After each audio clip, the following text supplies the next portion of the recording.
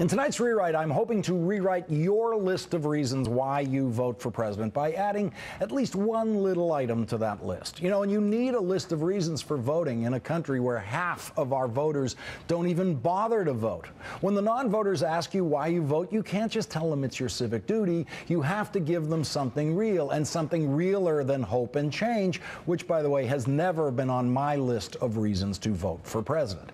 My list is a little more nuts and bolts than hope and change. Number one on my list has been and always will be, you are voting for the person who will choose the next Supreme Court justices, the most important appointed jobs that exist in government, and arguably, at many points in our history, the most important jobs in our government.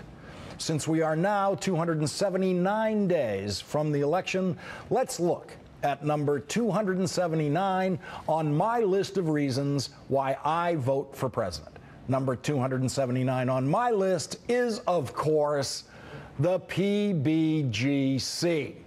Now, I'm sure most of you are nodding and saying, yeah, the PBGC. It may be number 300 for some of you. It may be your number 200. And if you work at American Airlines, it may very well be your number one reason this time. And I guess there are some of you, very few of you, who are saying, what the heck is the PBGC? Which is what everyone in the offices of the last word said today when I brought up the PBGC. It's also what I said back in the 1990s when I had to organize a Senate hearing that would include testimony from the head of the PBGC. I didn't know what it was. I promise you, I wasn't the only chief of staff of a Senate committee who couldn't name you every government agency, but I was probably the only one who couldn't name every government agency that was under my jurisdiction. With jurisdiction over the Treasury Department, the Health and Human Services Department, the Social Security Administration, the United States Trade Representative, and a few other cats and dogs, I never quite got around to noticing the PBGC until they had to come to testify. If you've got a pension plan run by your employer, as many people on the staff of the last word do, you should really care about the PBGC, the Pension Benefit Guarantee Corporation, the federal government agency that guarantees that you will collect a pension even if your company goes bankrupt and cannot make good or doesn't want to make good on its pension promises to you. And you should care about who the director of the Pension Benefit Guarantee Corporation is, which means you absolutely must care about who appoints the director of the Pension Benefit Guarantee Corporation, and that is, of course, the President of the United States, subject to confirmation by the United States Senate. There may have been a lot of people working at American Airlines last year who didn't know about the PBGC, but now they all do. And most of them now know about this man, Joshua Gottbaum, President Obama's director of the PBGC, because he is now doing everything he possibly can to save the pensions that are being threatened by the American Airlines bankruptcy proceedings. American Airlines announced today that it hopes to cut 13,000 jobs, that's 16% of its workforce, and to terminate its workers' pension plan. Just end it. Throw it out. And replace it eventually, when they get around to it, with a much lower cost plan with much lower benefits.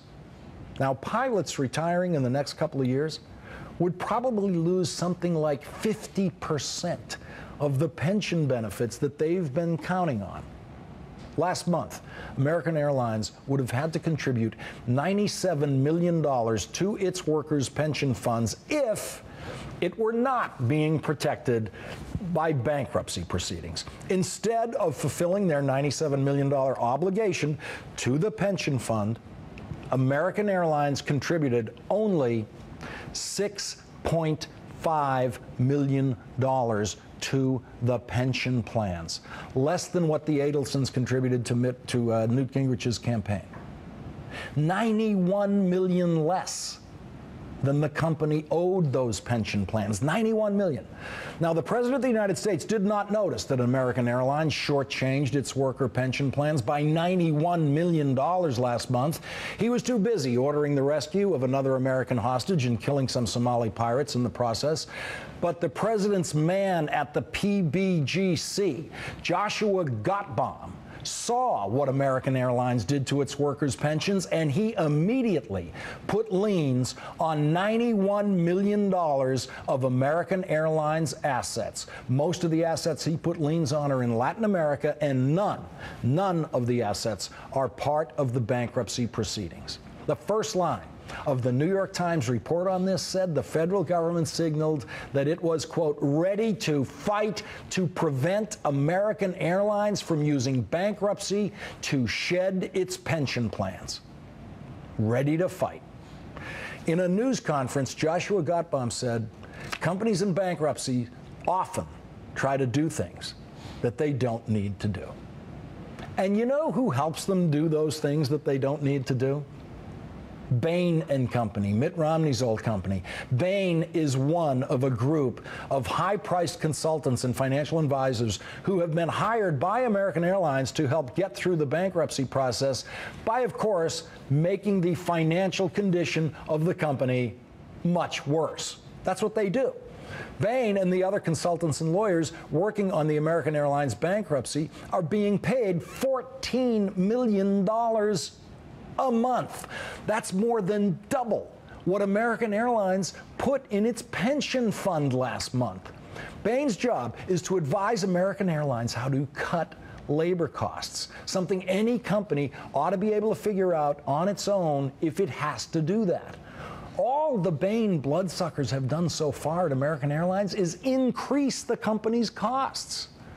But the President's man at the PBGC, Joshua Gottbaum, is watching every move they make with only one objective in his mind every day: to preserve the pensions of those pilots who every day bear a more awesome responsibility than any other workers in our society. They have in their hands, every hour that they're in the air, the lives of hundreds of people sitting behind them and other people on the ground if they somehow cannot bring that plane in for a safe landing.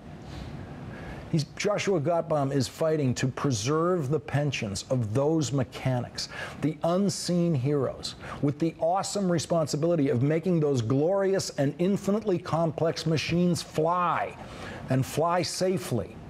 He's fighting to preserve the pensions of those flight attendants, every one of whom knows how to save your life with the defibrillator on board every airplane. If you or someone you love has a heart attack in the air, it is that flight attendant who annoyed you by ordering you to turn off your phone, who will be rushing to your seat to try to save your life. The Bain guy in his first-class seat is not going to run back and save you when you have a heart attack. The Bain guy doesn't know how to do that. The Bain guy doesn't know how to fly the plane. The Bain guy doesn't know how to land the plane. The Bain guy is absolutely useless to that airline. The Bain guy is only on the plane because he's bleeding money for American Airlines to try to make himself as rich as Mitt Romney, or he's on his way to some other city where he can bleed some other company and try to get even richer than Mitt Romney. In November, you will have a chance to vote for the person who appoints the director of the Pension Benefit Guaranty Corporation, and the choice you will be offered will be President Barack Obama or a Bain guy.